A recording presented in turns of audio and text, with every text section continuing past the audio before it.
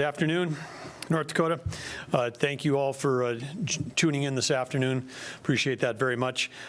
Today on the program, in addition to myself, we'll have Molly Howell, who's the North Dakota Department of Health Immunization Program Manager, will be speaking, and then Michelle Detloff, the Epidemiology and Lab Capacity Program Director, will be on standby for questions if anybody has them. But again, thanks to all of you that are tuning in, and thanks to our media who's attended now nearly 80 of these briefings.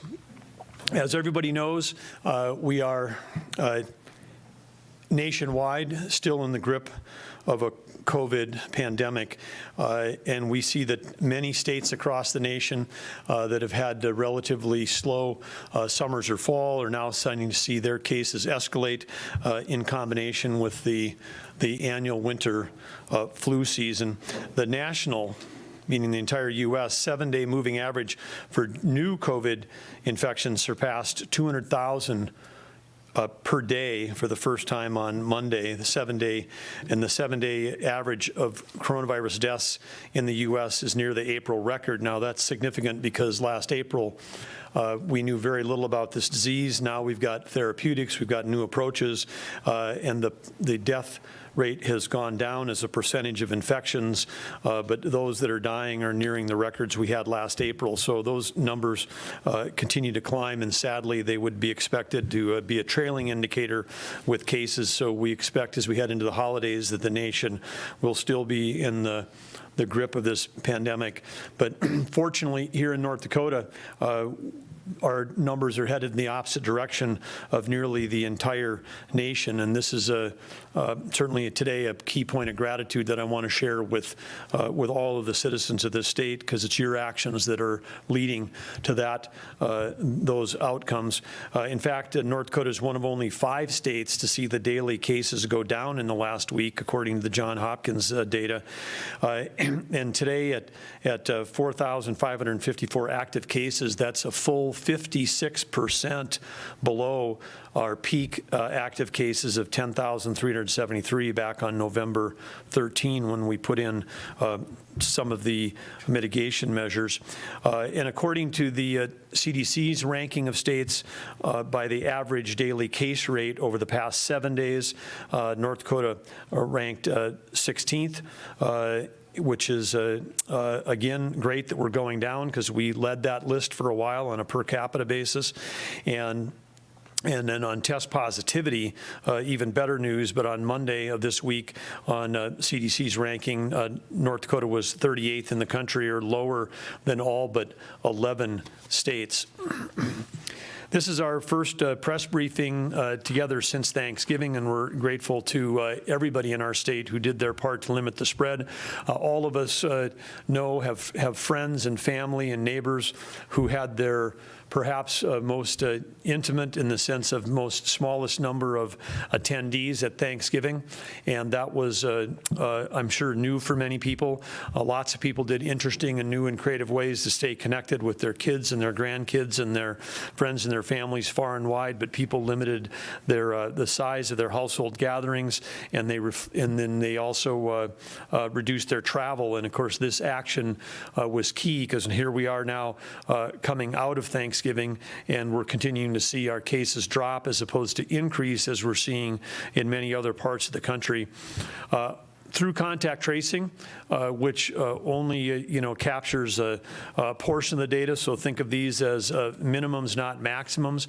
But through the contact tracing, our Department of Health found that there was 576 people who attended a Thanksgiving gathering who tested positive.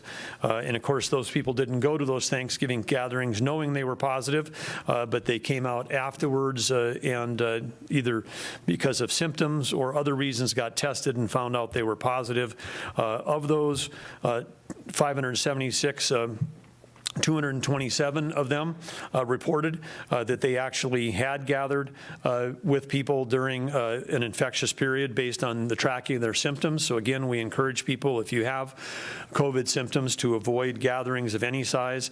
Others develop symptoms after the event, so they were the part of that group, which again continues to track that we've got many people that are able to infect others but don't have symptoms at the time. And all of this data coming out of Thanksgiving, well, we're fortunate that we haven't seen if you will, a Thanksgiving surge or bump like virtually every place else has. Again, credit to great North Dakotans for your thoughtfulness and your consideration of those that you're protecting, not only in your family but others in the community. But it reinforces the need for us as we look ahead to Christmas to be thinking about limiting gathering sizes and staying within existing households who you already have contact during the upcoming Christmas season. If we can keep this trend going through December, keep our active cases trended downward, we're going to have a much happier holiday season. And I think, again, people can continue to be creative in terms of the ways that they can connect and celebrate virtually. Again, continue to avoid travel over the holidays that are coming up. Keep your group sizes small. And if you feel ill, best to stay at home and protect yourself and others. Why the extra effort for the next month coming up? Well, we're so close. Vaccines are on the way. The first shipments are coming to North Dakota soon. Molly's going to talk about that. But this is the home stretch for us as North Dakotans to continue to participate in mitigation that helps save lives and livelihoods. But are we out of the woods completely? No. Even though we're going down and the rest of the nation's going up on a relative basis in terms of cases per capita, well, North Dakota did lead the list for a while in the highest new cases per capita, and that can be attributed in part to our efforts that we had in terms of all the great testing we're doing. Our hospitalizations and deaths remain far too high. We'll talk about that a little bit more today.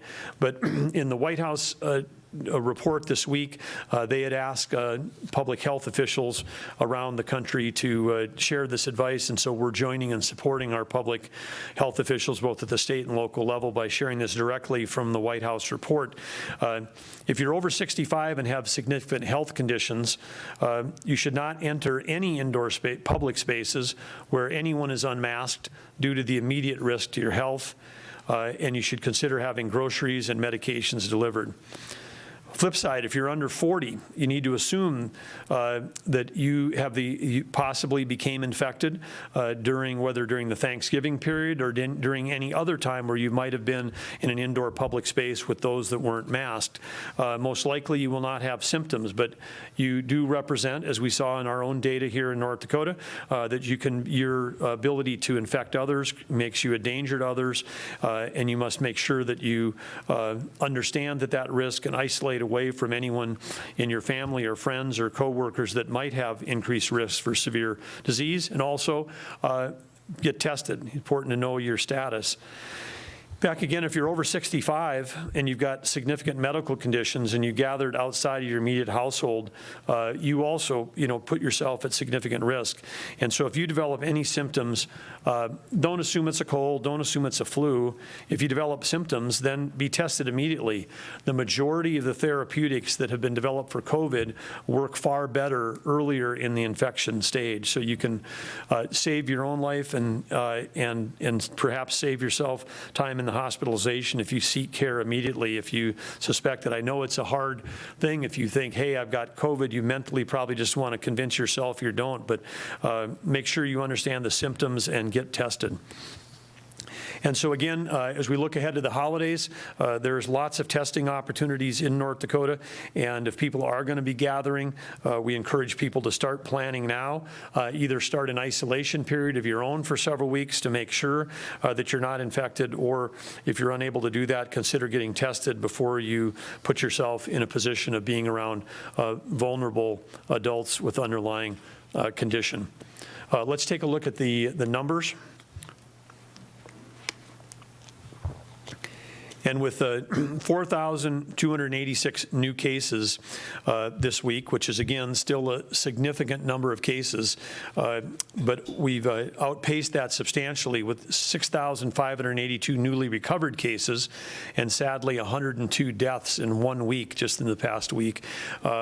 We are now at 4,554 active cases. As I said, that's more than 50% reduction from our peak on November 15th, so that's great. But 4,286 new cases in a state the size of North Dakota is still something we have to take very seriously, because at that rate, it's still a per capita basis higher than most all other states.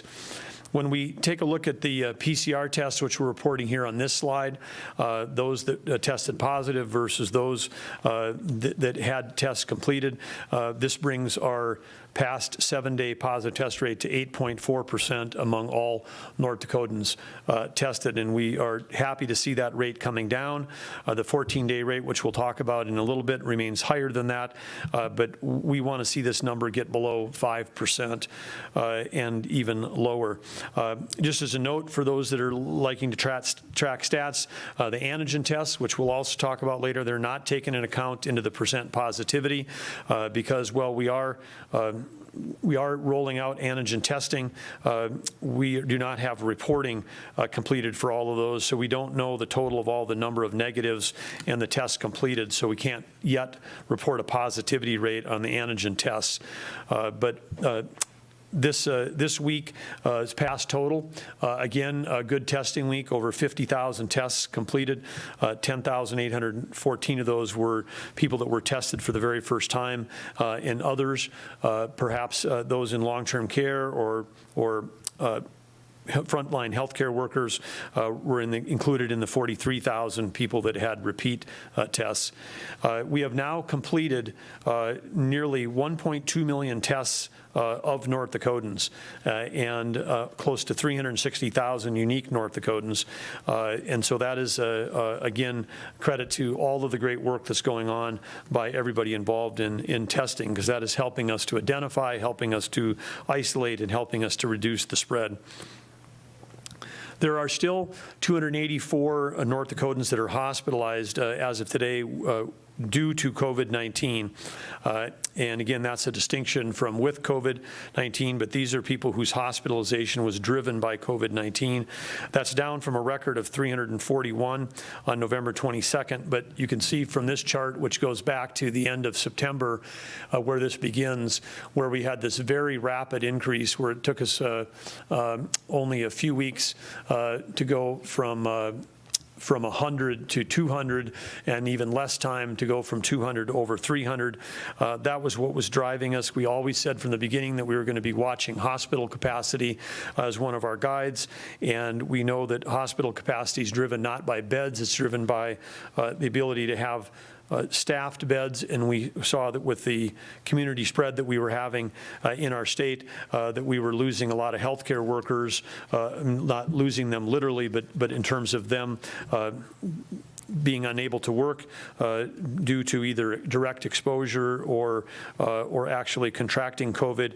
And so we have, again, continuing to keep our eye on hospitalizations still being too high, and of course, and again, as we said, deaths still being too high as well. But again, it's nice to see hospitalizations flatten out, and if we continue to see active cases going down, we can be hopeful that in the weeks ahead that we'll see hospitalizations continue to decline. It's important that does decline hospitalizations, because again, as we get into December and January, that is always every year the peak demand for hospitals occur during the heart of the winter here due to flu season, and so it's important that COVID hospitalizations are going down as other hospitalizations may be going up, because we have to manage all hospital capacity for all reasons, not just for COVID. When we take a look at the 14-day rolling average, or even before we do the 14-day, we're not going to go there yet. We're just going to take a look at the Midwest is what we're doing right now. And again, we've talked before about there being a COVID storm that was centered in the Midwest. This storm is spreading. We're seeing record increases on coming back in other parts of the country, the Southwest, Oregon and other states on the West Coast are starting to see surges. We're starting to see big increases back on the East Coast, which really was ravaged last spring.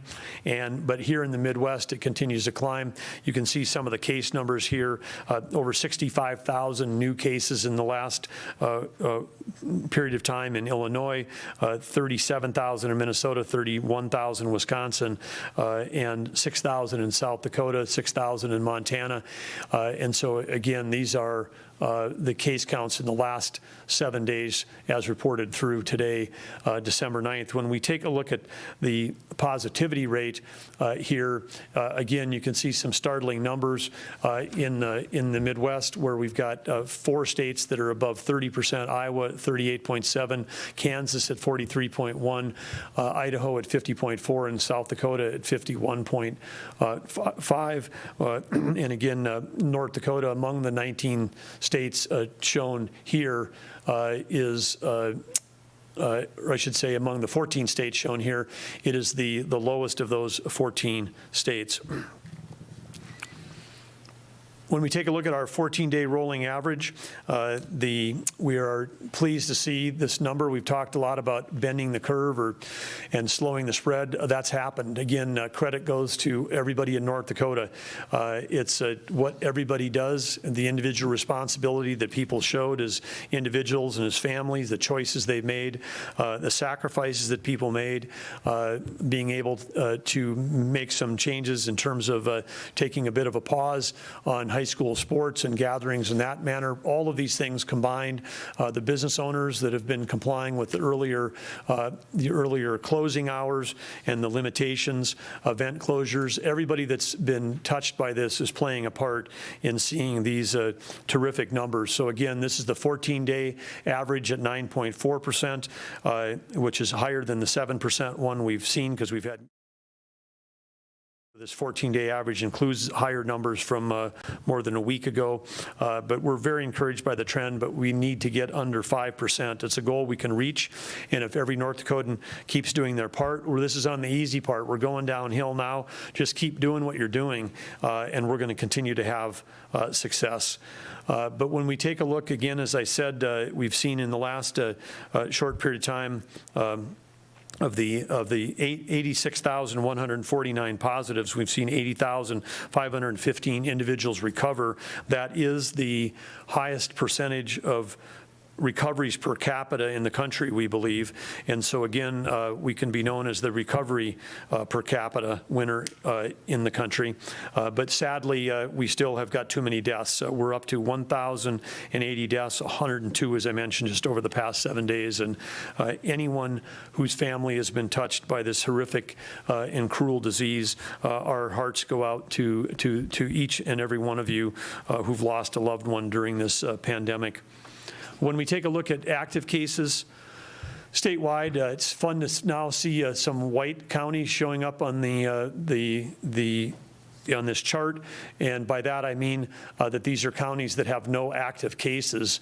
We went for a period of time during this fall where every county always had active cases, and so and it's fun because some of these counties, including Emmons, had among the highest per capita counts last September, October, and now they're back to no current active cases. So it just goes to show what can be done in a short period of time when North Dakotans put their minds to it. Case counts across the state have decreased, but of course we do see that even with the decrease, we still end up, of course, in our population centers, our 4 most populous counties, Ward, Grand Forks, Burley, and Cass, have among the places where we've also got the highest number of cases. There is over 1,000 in Cass County. Burley, Morton, respectively, which together have less population than Cass, has got at 838 cases between the two counties. And then we have a few other counties that have more than 100 cases, Grand Forks with 388, Ward with 353, Williams 159, Stutzman 155, Rolette County 154, Stark 149, and Richland 127. And I think is there one other slide there that I may have skipped over that talks about the cases per population? Nope, that one got removed. Okay. Anyway, so that's not in there. But I was going to say we do have, there are some rural counties in the east center part of the state that, well, they've got lower actual cases. They are right now the hottest spots in the state in terms of the number of cases per population. So again, even if you've got a low number of cases in your county, make sure you take a look at the data because we still have widespread presence of COVID around the state, and we need to snuff it out everywhere. The next topic is executive orders and the state health officer mask mandates. As I'm sure you all recall, on November 13th, at a time when we had a record number of cases and extreme pressure on our healthcare system's ability to deliver healthcare and hospital care to both our COVID and non-COVID citizens, we announced several mitigation measures that were aimed at slowing the spread of COVID. And while we're never going to be able to know exactly which of these variables made the difference, and certainly actions taken by local entities prior to November 13th and the actions of individual citizens and their individual responsibility or businesses prior to that also had a factor. So this is everybody in it together, and everybody that was involved in any level of mitigation at the local, the state, at the personal level needs to take pride in the outcome that we've achieved together, because together we were able to protect the vulnerable. We were able to ensure hospital capacity for COVID and non-COVID, and we kept striving to keep our schools open and keep our kids in school learning on premise, and also to keep our economy open. But of those orders that we had, one was through the state health officer powers that they have requiring face coverings to be worn in indoor businesses and in indoor public settings, as well as outdoor public settings when physical distancing wasn't possible. That was one of those. An executive order was issued by myself with capacity limits for restaurants and bars, including a 10% or 10 p.m. early closing time, which again still allowed for takeout, curbside, and delivery to be delivered after 10 p.m. Through to the 4 a.m. time frame. And then we also put capacity limits for banquets, ballrooms, and event venues, as was described in our North Dakota Smart Restarts large gathering tiered capacity document. Under the existing orders that were issued on November 13, these measures would have expired come next Monday. However, given that we still have hospitalizations that are near 300, and we still have among some of the highest COVID per capita in the country, we are extending these orders. The state health officer has extended the mask requirement until 12:01 a.m. on Monday, January 18th. The purpose of this date will allow for a 14-day incubation period to pass after the Christmas and New Year's holidays, and that will certainly give us a clear picture of our trend line. And again, hopefully when we're in the first weeks of January, we'll be looking at the same kind of data we are now coming out of Thanksgiving, which is numbers that held flat and then began in a downward trend. And so again, if we can North Dakotans, keep doing what you're doing. Do what you did on Thanksgiving, and if we can do that and even better, we're going to get through Christmas and New Year's and be among the states that is going to be in the best position to emerge stronger for this. Monday, January 18th also is significant, because by Monday, January 18th, we will have received multiple, not just our first tranche of vaccines, but perhaps multiple tranches, and by that time timeframe, we'll be on our way to vaccinating frontline healthcare workers who have direct exposure to COVID and will have been at least through the first round. Many of these vaccines require two shots, but we'll be through the first round by that time of our people in long-term care. And so we also know that the legislature last week met, and they right now, with the rules they passed, plan to begin their regular session with a mask requirement in place in the first week in January. We look forward to working with the legislature on all of these topics and collaborating with them, with having them back in session. Also, the measures for bars, restaurants, banquet, and ballroom events, those will be extended through executive orders from next Monday, extended to 8 a.m. Friday, January 8th. And you might say, why is that an earlier date than the mask mandates? Well, first of all, this gets us past the holiday and events that lend themselves to high transmission, such as holiday parties, private holiday gatherings, and New Year's Eve events, both public and private. Yes, it's a shorter period than the mask requirement extension, but it recognizes that the economic impact that these capacity limits and hours operations have on the hospitality industry and in people's livelihood. Before we leave here today, I'm going to be giving an update on the Hospitality Emergency Resiliency Grants and the Hospitality Emergency Resiliency Grants Plus, which are available for relief. We'll talk about that more in the program. We did also, back on November 13th, required a pause in high school winter sports.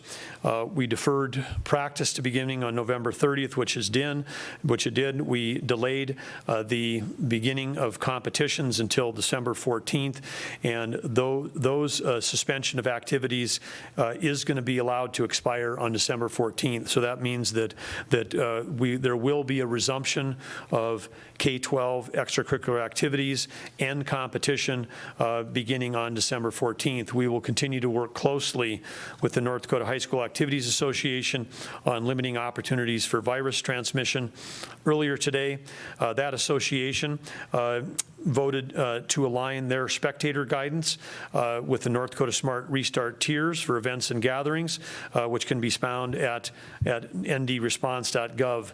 And by doing that, that actually was an increase in the number of people that can attend high school events when they changed an earlier decision that the North Dakota High School Activities Association made. They've now, in part based on the good numbers and the good work of North Dakotans, feel comfortable raising the attendance limits to match the North Dakota Smart Restart tiers. Of course, we believe in local control, and school districts may implement more restrictive measures regarding spectators and school-sponsored activities within their districts and within their facilities at any period of time if they find themselves in a situation where they've got either people at risk or in the middle of a more localized breakout. They have control to be able to do that. We also want to say that we're grateful because we know that people love their high school sports and their school pride in their local communities across both Class A and Class B in North Dakota, and we are grateful for all the TV and radio stations and the online streaming services that are carrying these games, which are allowing people to watch and listen and cheer on their teams, particularly those grandparents who love watching their kids. Allows them to remain safely and cheering on their family until such time that we can get those that are elderly and vulnerable vaccinated. And so again, thank you to the sports media for doing this. As many of you have noted, the mitigation measures collectively that we're using appear to be working, but it's only due thanks to your individual actions. So again, at the heart of this is individual responsibility. It's commitment to community. It's commitment to your team, to your teammates, to your school. It's compassion for your loved ones. It's a commitment to all of our healthcare workers and frontline workers. So let's continue making progress by all doing our part, and let's keep our schools and the economy open. Let's keep the numbers going down, and let's reduce that pressure on our healthcare system, because these are the workers that are on the front lines every day. They're giving it their all to save lives from this cruel virus, and again, you if something happens to you, whether it's a heart attack, a car accident, or if you come down with COVID, you're going to want to make sure that you're going to have a rested and well equipped and well-staffed healthcare system waiting for you, and that's what we want to provide for everyone. And again, we're asking with these extensions, these are not forever. Certainly the actions we've taken already has helped us save the winter sports season. And so again, thank you all for doing that.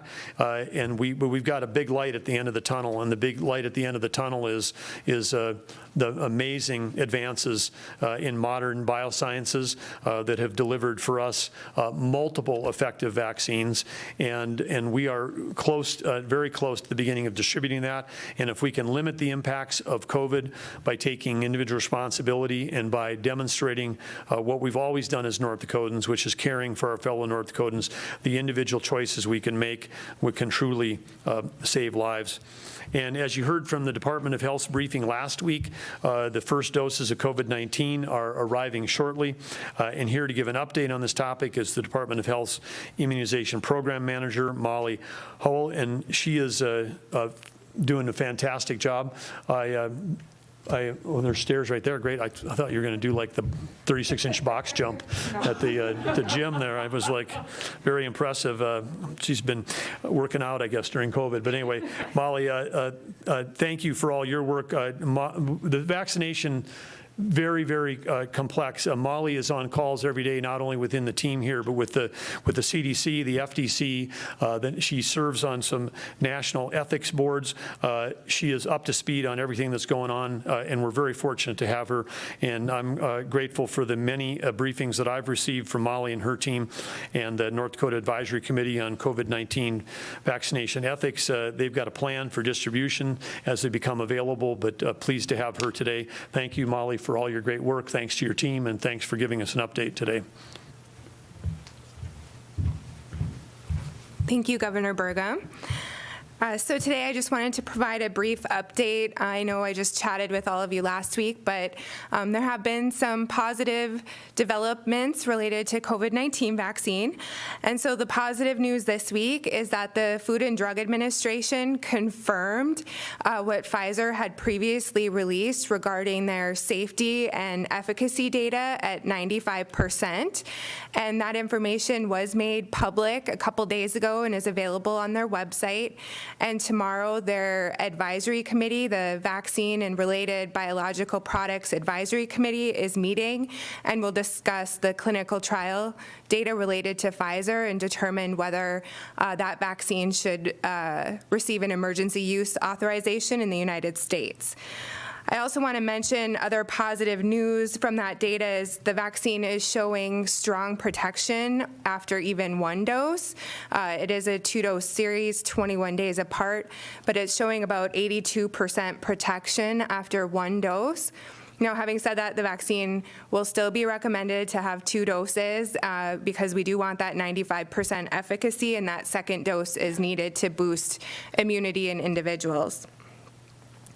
So if tomorrow the FDA does authorize an emergency use authorization, vaccine could ship as soon as 24 hours to North Dakota after that EUA. We don't have official notification yet as to when we'll receive that vaccine, but we are expecting it even possibly this weekend or Monday. And then North Dakota, as stated, will be receiving 6,825 Pfizer doses. We have already placed the order for those doses, and so the manufacturer has our order. The doses will be going first to the referral hospitals in North Dakota and their frontline healthcare workers to ensure that we have continued hospital capacity in the state. And when I say 6,825 doses, I just want to make it clear that that's actual 6,825 people that can be vaccinated. The federal government is holding back the second doses for those individuals. So in 3 weeks, there will be 6,825 doses for those individuals that receive the vaccine. The Moderna vaccine, which is also close, our initial allocation of that vaccine, if approved for use next week, which they're meeting on December 17th to discuss that vaccine, will be 13,000 doses. And then for both of these vaccines, we'll be receiving weekly allocations and equitably distributing them across the state of North Dakota. Also this week, on Friday and also on Sunday, the Federal Advisory Committee on Immunization Practices is meeting to discuss recommendations for COVID-19 vaccines and which priority groups should receive the vaccine first.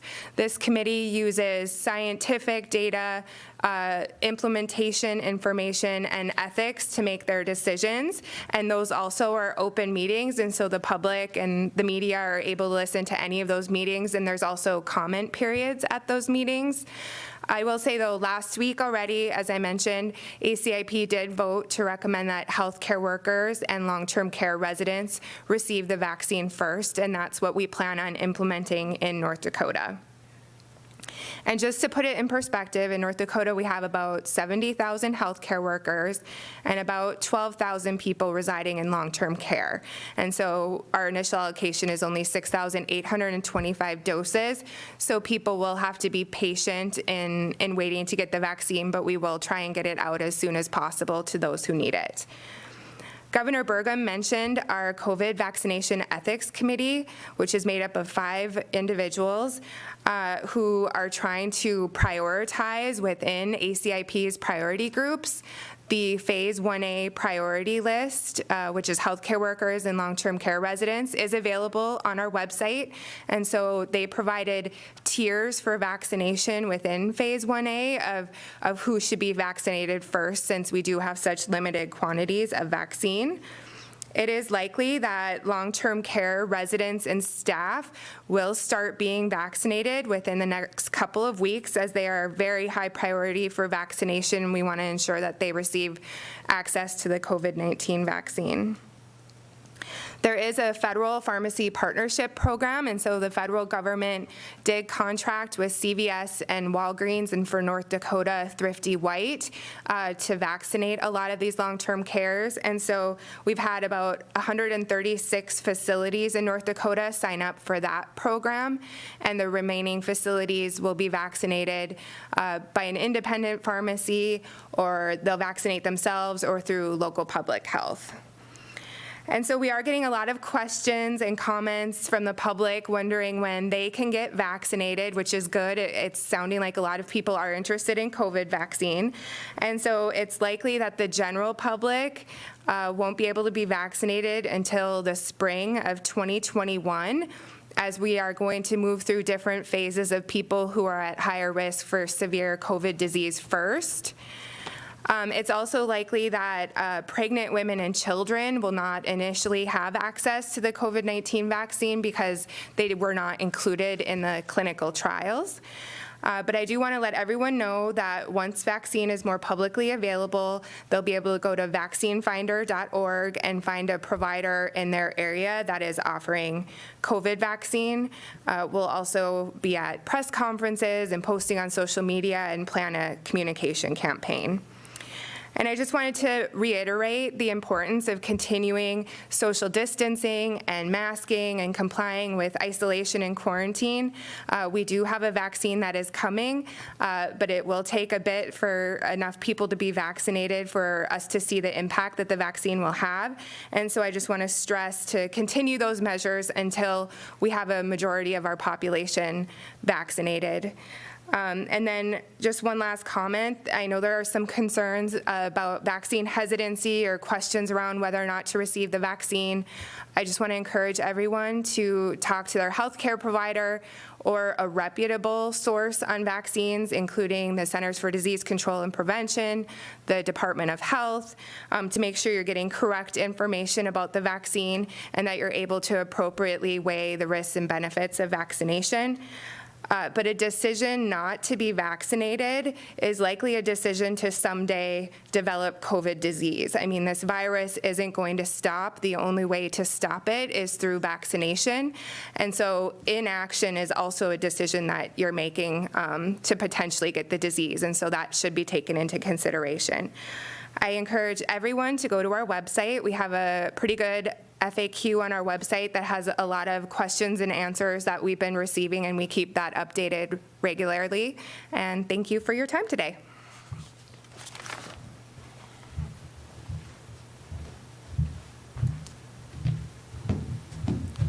Thank you, Molly. And Molly will be back at the end, available for questions as well.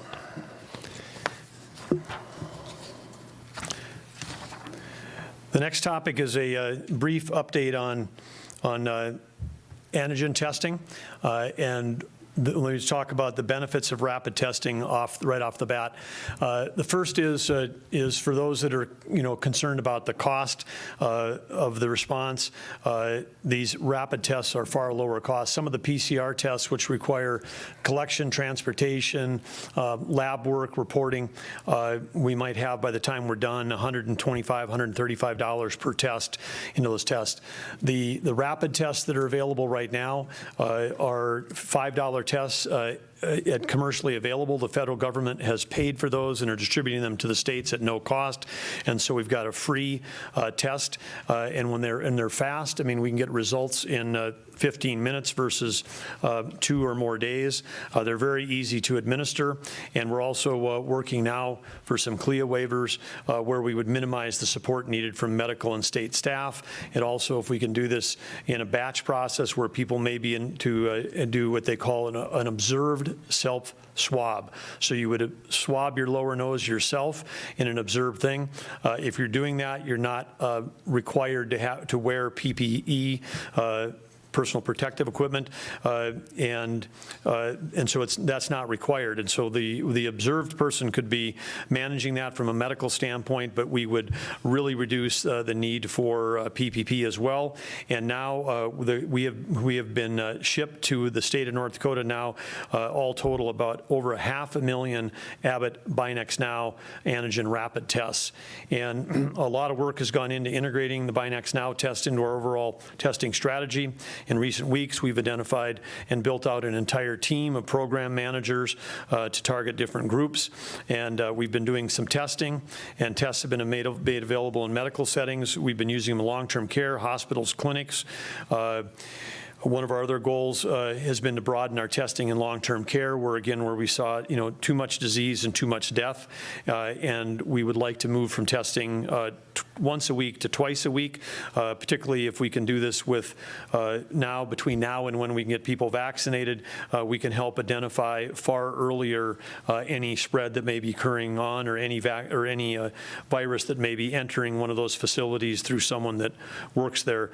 If we are able to go to twice a week, one of those tests would be a PCR and one would be a Binax rapid test.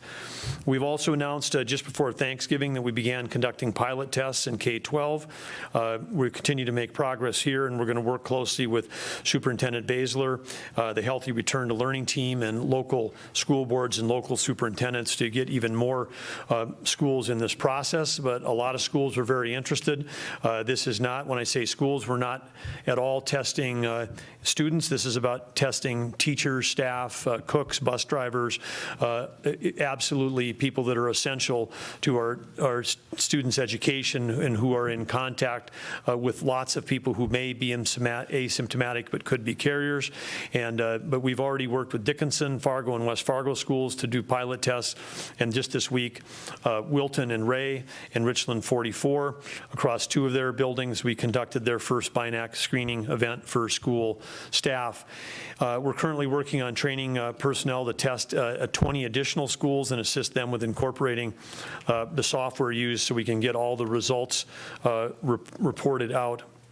And tomorrow, there's going to be a meeting with the North Dakota University system to lay out a plan for introducing Binax test on campus. We're also in contact with first responder groups, North Dakota sheriffs and fire chiefs, and there's also a meeting scheduled Friday with the Greater North Dakota Chamber and local chambers to include some businesses in this broad testing strategy, because we have some businesses that may be considered essential businesses that are already trying to figure out how to test their team members weekly, and we want to team up and help work on that. Again, this surveillance testing with rapid response allows us to isolate people with a high viral load to light up a Binax Now test. It's likely that you're in that day 2 to day 7 to day 10 frame, and so it's going to be a very helpful tool to immediately know if someone is positive and get them out of contact with others. We believe that this rapid testing at this scale is going to create an additional competitive advantage for North Dakota in terms of us eliminating the virus. At the same time, we're hustling and doing everything we can to effectively distribute the vaccine in the highest priority way. The next topic has to do with the Hospitality Economic Resiliency Grant Plus, with a little plus sign behind it, or HERG Plus.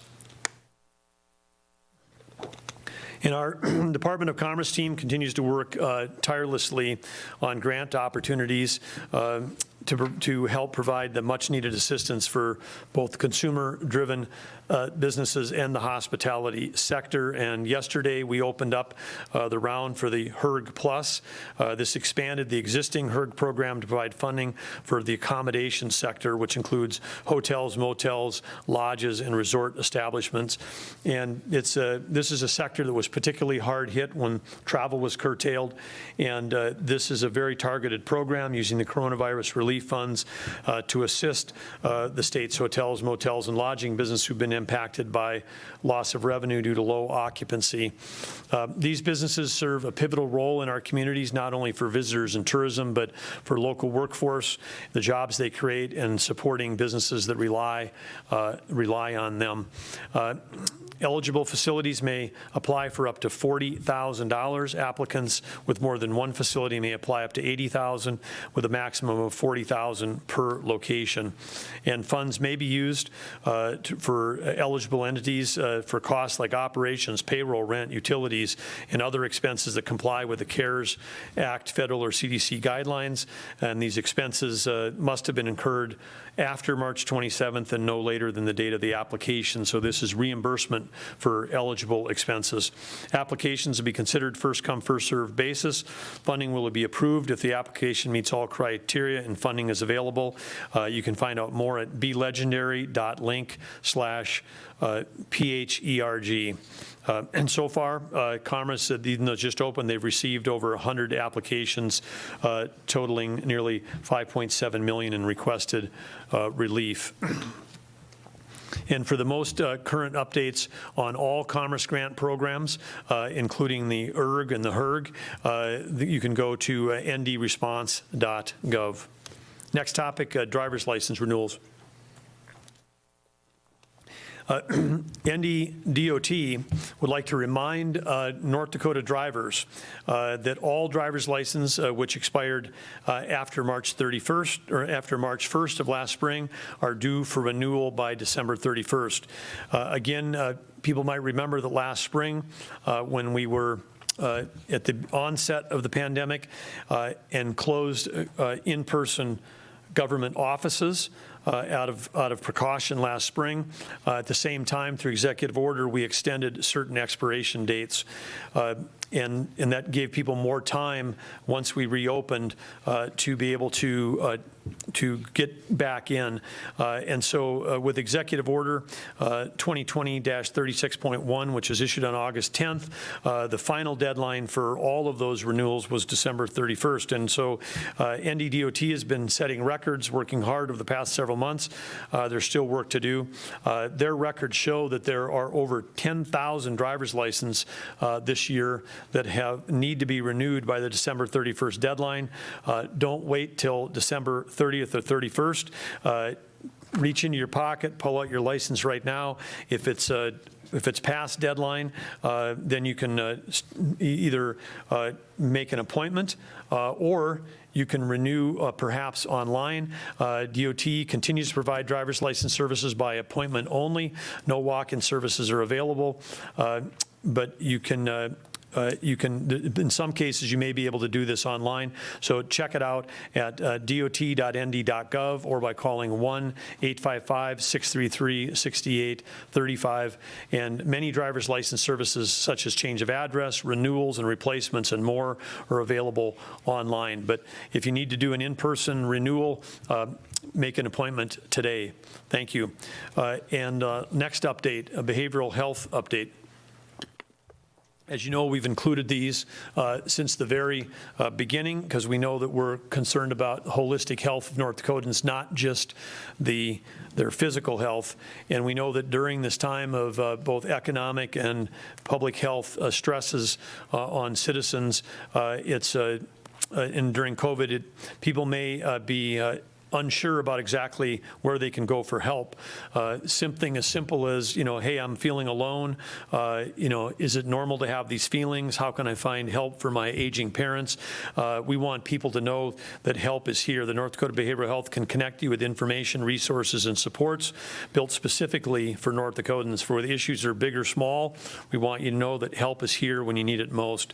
And to connect to behavioral health services, support in the behavioralhealth.nd.gov. Help is here. Check it out. Don't be afraid to reach out because there are people there ready to help you. We're going to close out with gratitude, and then we'll go into our question and answer piece. But last week, on December 3rd, we're grateful that President Trump issued an extension of Title 32 of the Stafford Act. This authorizes the National Guard to continue supporting the COVID-19 mission at 100% federal cost share through the end of the year and a 75% federal cost share through March 31st, 2020. That was set to expire. The prior authorization was going to expire in mid-December. But we're incredibly grateful. We had sent a letter of request to the White House asking for this extension and to all the right military channels, but we're grateful to have received the extension because it recognized the importance of the North Dakota National Guard, the role they have played and continue to play in the ongoing COVID-19 response. Beginning with their first activation on March 16th, in the very earliest days of the pandemic, the members of the North Dakota National Guard have been invaluable partners on this incredible mission to save lives and livelihoods. The North Dakota Guardsmen have supported and will continue to support the response to this pandemic with a myriad of tasks. These include everything from directly administering COVID-19 tests, strategic response planning. They've done deep cleaning at long-term and congregate living facilities. They've aided in transportation of test specimens across our state. They provided tremendous support to the state laboratory in Bismarck.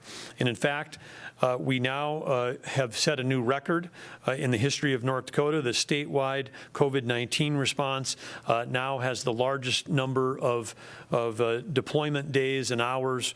It's the largest and longest mobilization in North Dakota history in the storied history of the North Dakota National Guard, outpacing all other prior natural disasters or challenges that the state faced. More than 680 North Dakota National Guard soldiers and airmen have served on COVID duty for 267 consecutive days, totaling 67,495 personnel days, and 270 Guard members remain on COVID active duty today. So on behalf of all of us in North Dakota, I want to thank General Dorman and his great team of leaders, and I want to thank all of the soldiers and airmen of North Dakota National Guard and Air Guard. We got the best in the country right here, and they're proving it once again with how they're serving each of us and all of you during this time period. So thank you. In closing, on the gratitude quote, 74-year-old American author from Minneapolis, Kent Nierburn, says, "It takes a person of great heart to see the wisdom that elders have to offer and to serve them out of gratitude for the life they have passed on to us." And as we enter into this next phase the pandemic, a phase where we've got the very positive hope of modern science providing a solution that will help save lives of people from this dreaded disease, one that has so unfairly attacked our elders. We can certainly learn from there are many cultures in the world, and certainly our tribal friends and neighbors and partners that here in our state have a deep culture of respecting their elders, and I think we can learn from that as well. And as we continue to take actions, when we're saving lives right now, we're really talking about saving lives of our elders, those that have given so much and created the lives for us. They've fought for our country. They have served, they've created businesses, and they've created the communities that we live in. And with a little extra effort now over the holidays, we can give something back to them until they can receive that life-saving vaccine. So again, the wisdom of elders have to offer, and just let's serve them out of gratitude for the life they've passed on to us. That's from author Ken Nurburn. With that, we'll move to Q&A, and we'll try to give everybody a chance for questions. I guess we're going to start over here on the right-hand side with Jack Dura. Could you maybe draw the distinction for me between the different dates for the statewide mask mandate of January 18th and January 8th for the capacity restrictions? Why the differences there? Well, thank you. Good question. The mask mandate on the 18th gets us one incubation period, or sort of two weeks and some weekends past the end of the holiday season. And the mask mandate is the thing that has the least economic impact. And so it is the thing that has proven to be an effective mitigation tool with the least cost to our economy. And so that's the one that we, at least in the current orders, extends the longest. And certainly we do that with the full support of our medical community. We would like to, hope that if we can see a continued decline in the active cases now, that by the time we get into the holiday season, that we might see lower hospitalizations, which would take pressure off the system. But if we have a big outbreak over the holidays, we see hospitalizations surging, we know that there's going to be strong insistence by, and rightfully so, by long-term care and by nurses association, medical associations, doctors, anybody that works on the front lines or lives with anybody who works on the front line, to keep that in place. So that's low cost and probably the lowest cost and most effectiveness of all the tools we have. On the 8th, that relates to the early closures for in-person dining and serving within our establishments. Obviously, they can stay open later than that for takeout and curbside. But there's an economic cost to that. People have to adjust their business models. So we'd like to keep that on as short a time as possible. And again, we're hopeful that we'll see the same kind of numbers coming out of Christmas that we're seeing coming out of Thanksgiving. And then we can make a decision that first week in January. We'll have time when we come back after the New Year's to make that assessment. But right now, that expires at the end of that week. And so that's the timing of the two. And of course, we're resuming high school sports activity, so that executive order is just going to expire, and so we'll be back. So that's adding risk back into the system. So we're adding more interaction and more potential moments where you could have transmissible moments. So we want to see the balance of that. So we're taking some risk on and we're adding some risk back in by adding high school sports, but hopefully with these other mitigations to get us through the holidays. And again, the holidays aren't just about COVID. They're also a period of time when flu season can strike and there's pressure on the hospital system. So we're trying to take the positive progress we have and hang on to it and hopefully turn that into more success in the weeks ahead. So do you agree that the state's mask mandate has been effective? You refrained from issuing one for several months and even called it an obsession of the media. Do you agree that it's been effective, this mask mandate? Well, based on this question, it may still be an obsession, but I would say we had many local mandates that went in. prior to the state mandate, and we've seen across the country states with mask mandates who've continued to see cases rise. So I think this is as they say in statistics, this is absolutely a multivariate analysis. There are so many factors at play.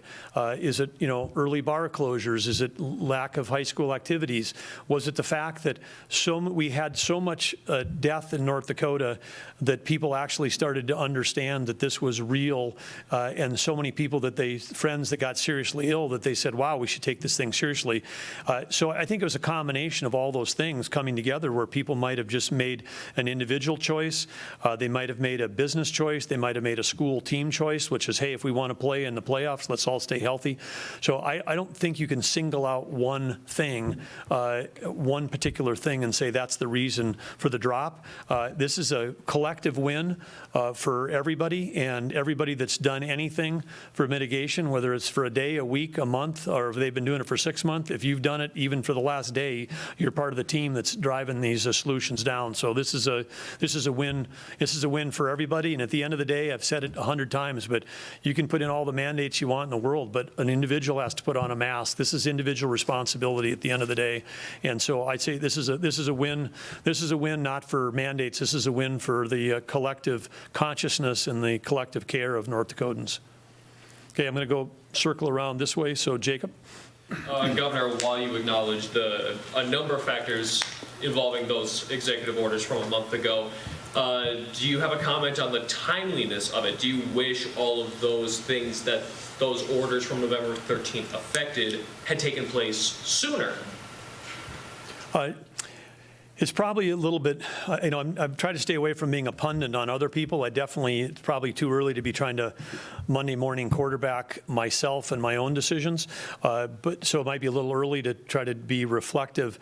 But I would say that from the beginning, we really had an eye on hospital capacity, and we made the decision when we knew we were up against the wall on hospital capacity. And I'd say that the fact that at the time we put it in, we saw results happen and we saw the line started to go down, makes me think that we did it at about exactly the right time. Because I've talked to other governors, they put in mask mandates early, and people are like, why are we doing this? We don't have hospital pressures, no, positivity's low, and then people get fatigue on compliance. And so I think, stepping up to the plate right at the time when people needed to step up to the plate was the timing. If you look at the charts we've shown today, it might say that was exactly the right time to do it.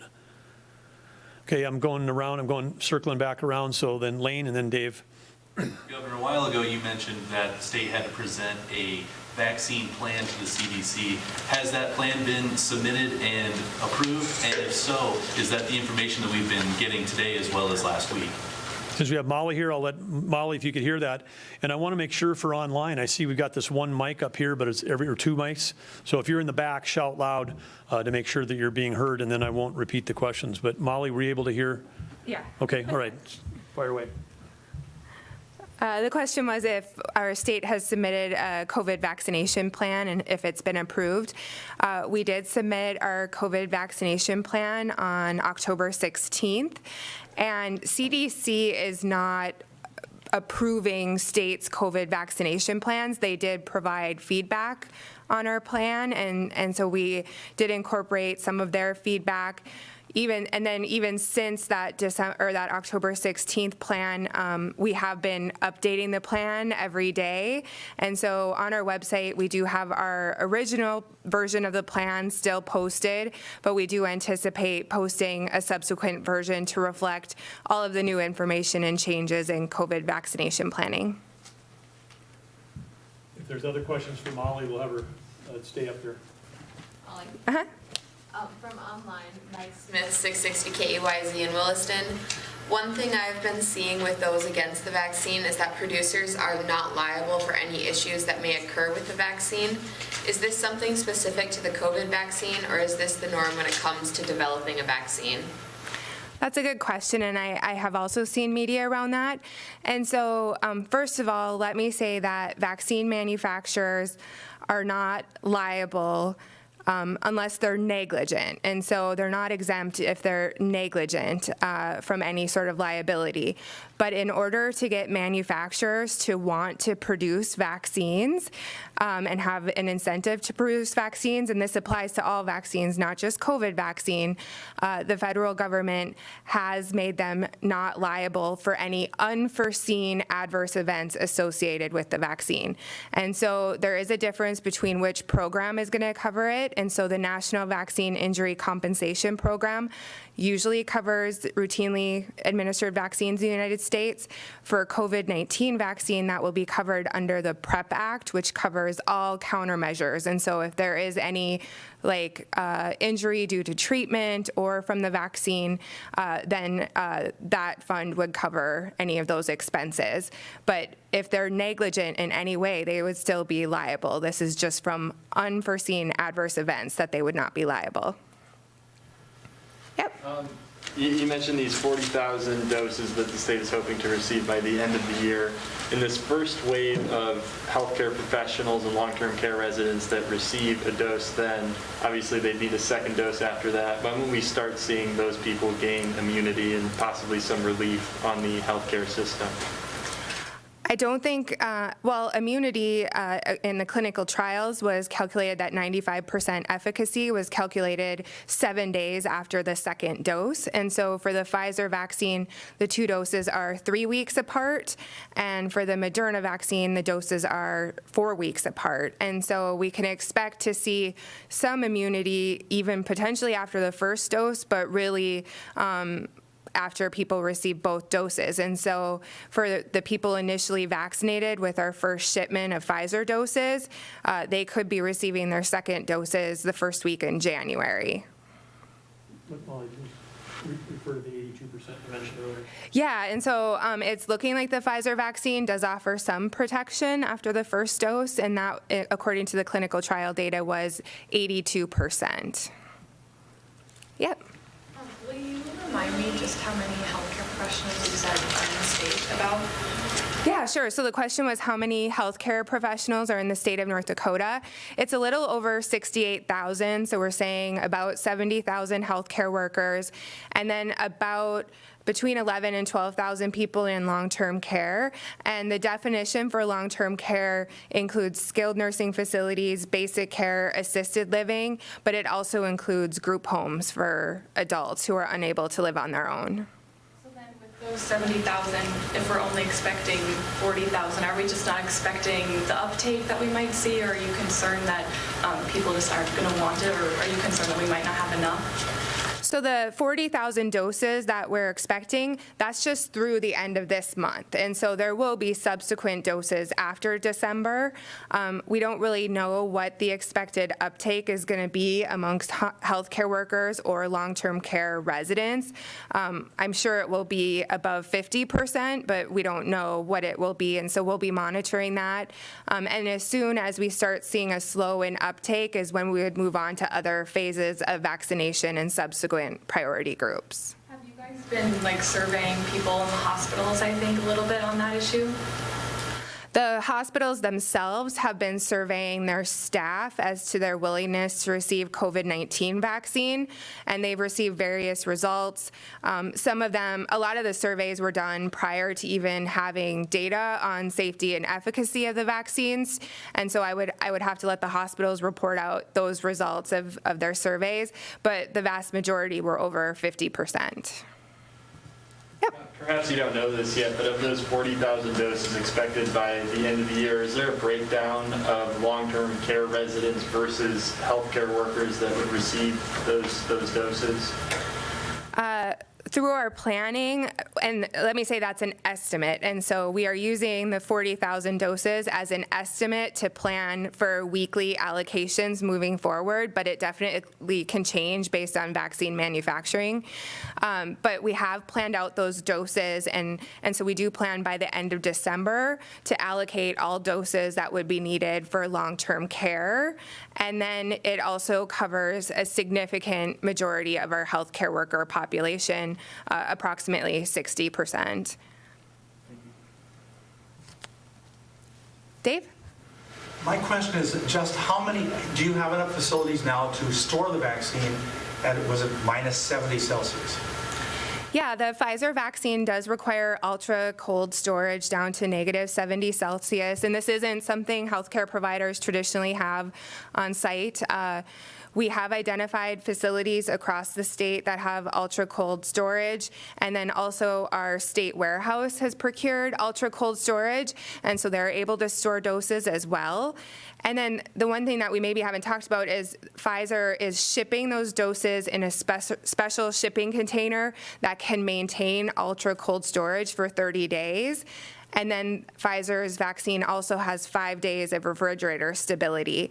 And so I do think we have adequate ultra cold storage in the state, and we will, as much as possible, prioritize the Pfizer vaccine for facilities that have that type of storage, as the Moderna vaccine requires normal frozen storage in just a regular freezer and has 30 days refrigerator stability.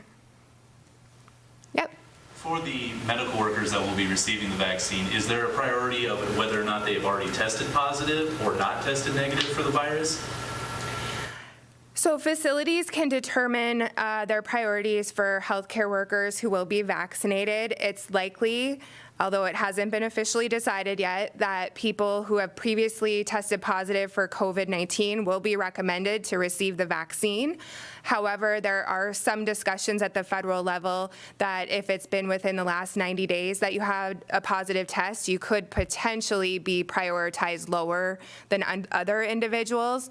And so we're hoping that the Advisory Committee on Immunization Practices, who's meeting Friday and Sunday, will provide some of that guidance as to whether or not and when to vaccinate people who were previously positive for COVID-19.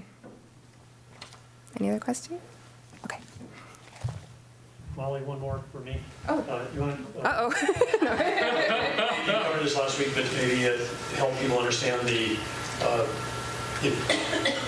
payment, how the federal government is making this available, and whether they have insurance, not insurance, but the whole sort of how do I pay for a vaccine? Yeah, sure. So the federal government wants to ensure that taxpayers have no out-of-pocket costs for COVID-19 vaccine. And so all of these vaccines are being provided at no cost, and providers can charge a small administration fee for the vaccine. However, if an insurance, it will be covering the cost of that administration fee. However, for people who don't have insurance and are unable to pay that admin fee, they will not have no out-of-pocket costs and can't be turned away.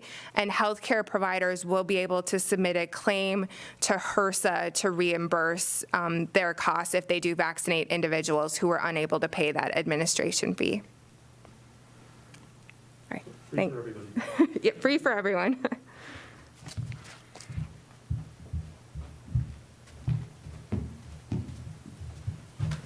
Thank you, Molly. I guess maybe we'll go online. Danny? Scott Hennon, I'm forgetting which. Besides vaccines, what is the state doing to investigate other existing drugs and/or treatments? The U.S. Senate has been holding hearings on proven treatments that don't seem readily available to North Dakotans. Well, on Scott's question, there's a lot happening on that front, and the best people suited to answer that would be our medical providers, but there's been great advancements made on therapeutics across the state. And of course, I think one of the things that coming out of the backside of this we'll understand is that if places in the world that had going in had healthier populations, people that had lower incidence of diabetes, lower incidence of obesity, less heart disease, less smoking, COVID is tough on people that have underlying comorbidities, as we've been saying that since the beginning.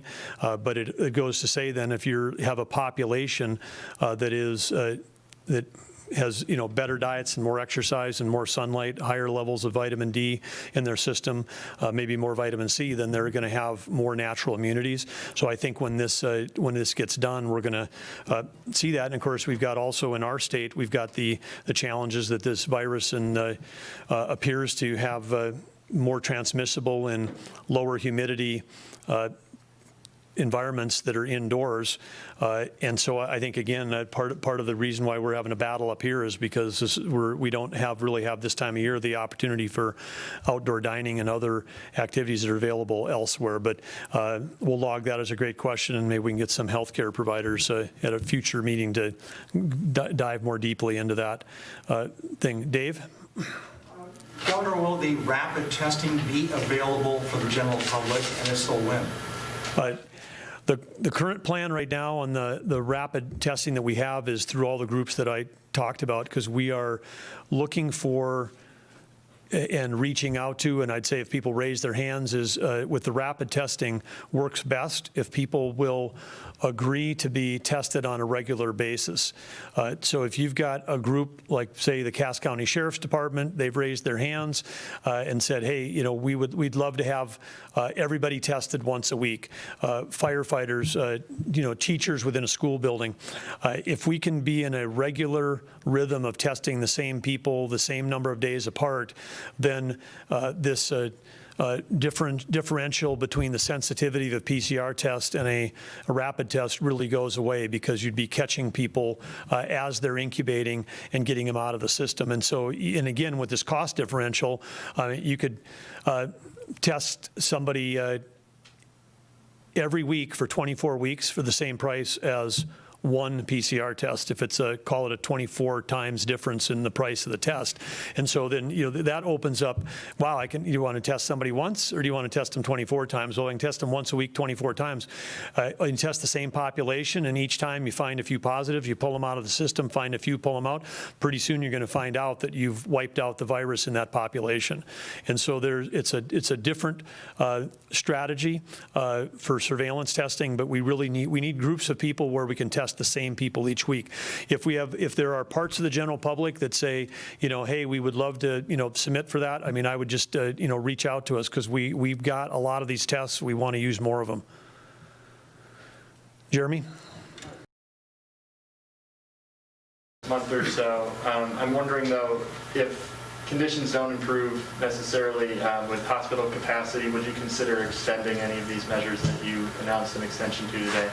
Same answer I've given all along, which is we're going to do whatever we have to do to make sure that we manage our hospital capacity in a way where every North Dakotan, whether it's a COVID or non-COVID, can be assured that if they need care, that the care is going to be there. And we also, I think, have a responsibility to try to carry on the victories that we've been getting the last 2 weeks in terms of declining cases. You know, I mean, it's hard to use the word victory when you had 102 people die in the last week, and hospitalizations are still too high. But it's a victory because it likely means they're going to have lower hospitalizations 2 to 3 weeks from now, and we're going to have less deaths 2 to 3 weeks from now. So that's where, these are trailing indicators, but the risk that we have right now are at least threefold. One is that the rest of the nation is blowing up, and so people that are traveling to or from the rest of the country, we're not an island. You know, I was on a call earlier today with Western Governors Association, and 2 of the governors that are on there, the Governor Guerrero, she's the leader of Guam, and Governor Ige of Hawaii, they're on islands, literally. They got health forms. You land, you fill out a health form, you quarantine for 14 days. They're on an island. North Dakota, we're not on an island. And so we've got there's an enormous amount of travel during the holiday, and when the rest of the nation may be seeing record cases, that recommends risk for us. And then we've got we've got the flu season, if you will, which is a time when normally puts more pressure on hospitalization. So yes, we're going to keep our eye on that number which we share here, which is, you know, we finally got below 300 after more than, a month. We'd like to get that number, below 200 back to 100 to give us capacity. But if it's going down at a slower rate than demand for hospitalizations are going up from all non-COVID, we got to manage the whole system, because as we've said before, we're not going to, the traveling nurse option at a time when the rest of the nation is blowing up is not something that we can count on, and it's not anything that's ever really been affordable. And so we've got to figure out a way to get through this ourselves. So we're going to keep doing what we need to do to to make sure that we manage all those factors. We will know a lot more the first week in January than we know now. This is a business where every day you learn a little something more, and every couple weeks you learn a lot more. And we're also going to be, by that time, we'll know everything that Molly talked about is plans. Hopefully we'll be standing here in the first week in January and saying, hey, we've administered 40,000 doses. We've had success. There's more doses on the way. I mean, we're still we're actively in the thick of it, but I tell you, we're right now, I wouldn't trade North Dakota's cards with anybody's, because we're one of the few states that's got our positivity rate and our case rate going in the right direction at a time when it really needs to go the other way because of these factors of the holidays, of travel, of the nationwide cases increasing, and of the flu season putting pressure. So there's a lot of negative, there's a lot of downward forces that are opposing us, that are creating risk, and we're in a position where things are going so well, we're actually able to add a little bit of risk back by opening up high school activities. And then just a follow-up, what would be like an acceptable level of hospital capacity? Is there a threshold that you're looking at where you would relax some of these mandates? Well, there's not a specific number, and it's not just COVID related, because in our daily stand-ups that we're having with all of the chief nursing officers and chief administrative officers of the hospital organizations, we're of course looking at how much staffing they have, how many people do they have that are out due to COVID, how many ICU beds are available. As Molly talked about, I mean, one of the strategies that we're deploying here in an effort to, you protect the most vulnerable two ways. One is you protect them directly by giving vaccines to people that can be protected that are vulnerable. And the second way you protect the most vulnerable is protect healthcare workers that are going to then be available to care for them. Because we had a time in the last month where one of our hospitals reported that they were 18 beds. They had 18 fewer staffed beds that day than the day before because of the number of people that were out due to COVID. So the number of staffed beds is going up and down based on COVID cases and COVID close contacts. So we start protecting the healthcare workers with the vaccination. That's going to create stability and capacity in our ability to have hospitalization. We get the long-term care stuff. That's going to get less people that need hospitalization. I mean, so all of these things, the mitigation efforts are the stopgap to get us to where we can have a real solution. Okay, Morgan? My question is about the winter sports resuming. Will the other executive orders kind of trickle down into the sports issue? Will the capacity limits affect the amount of spectators that can be there? And will there be a mask order on players? They're not distancing, so would they be exempt from that? I'll refer some of these specifics to the North Dakota High School Activities Association, which sets the rules for the North Dakota high school sports. We had the executive order which limited their ability to practice and hold games. Now that those are expiring, the capacity limits because as of December 14th, there will be no executive orders against high school sports. They're operating free of the executive orders that are expiring. The North Dakota High School Association board this morning adopted capacity rules that are in line with the North Dakota Smart Restart guidelines, and so they were trying to match up with those so that communities and others could understand. But prior to today, they had just a straight, very simple understand. Prior to today, they had a 50-person per activity limit. By going with the North Dakota Smart Restart guidelines, which is a choice they made, they're actually raising the limits in terms of how many people can attend high school sports. But those smart restarts are based on capacity. So if you've got a larger facility, say you got a Christmas tournament at the Bismarck Civic Center, and that's at 25%, then that you get more people there than you could in the gym in Arthur, for example, where they no longer hold games. But that would be an example. So it's a little complicated, but I'm positive each school district can very quickly figure this out, and they can work with North Dakota High School Activities Association to be able to sort through that. And just a follow-up question, what would happen if, say, one school district wanted their students to wear masks while they were playing and another didn't? I'm the least sporty person probably in this room, so if that needs to be explained a certain way, that's fine. Yeah, I guess, I don't know how they would sort that out. I guess that would be coaches and school boards and superintendents would be working with that on a local level. But I do want to say thanks to Matt at North Dakota High School Activities Association and his team and all of the school boards and superintendents and everybody, all the parents and coaches. It's one of the factors that has contributed to our decline is that we took a little bit of a pause here, and I know that was painful for some, but we're all in this thing together. Everybody's actions made a difference. We've got some of the best trend lines in the country right now, and everybody in North Dakota at all ages ought to feel like they're on the winning team. This is a really important that everybody feels ownership in this across the state, because it was everybody's got a reason to be proud of these results.